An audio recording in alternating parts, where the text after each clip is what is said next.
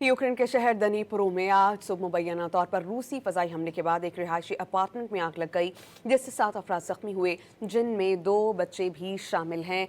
इलाकाई governor के मुताबिक जख्मियों में 9 और 14 साल की 2 लड़कियां शामिल हैं, जबकि मजमूई तौर पर 5 अफराद अस्पताल में दाखिल हैं। हुकाम की जानिब से जारी करदा वीडियोस में रेस्क्यू एहलकारों को जलती हुई इमारत पर पानी डालते हुए देखा जा सकता है। यूक्रेन के शहर दनीप्रो में आज सुबह मुबैना तौर पर रूसी फजाई हमले के बाद एक रिहायशी अपार्टमेंट में आग लग गई, जिससे 7 अफराद जख्मी हुए, जिनमें 2 बच्चे भी शामिल हैं। इलाकाई गवर्नर के मुताबिक जख्मियों में 9 और 14 साल की 2 लड़कियां शामिल हैं, जबकि मजमूई तौर पर 5 अफराद अस्पताल में दाखिल हैं।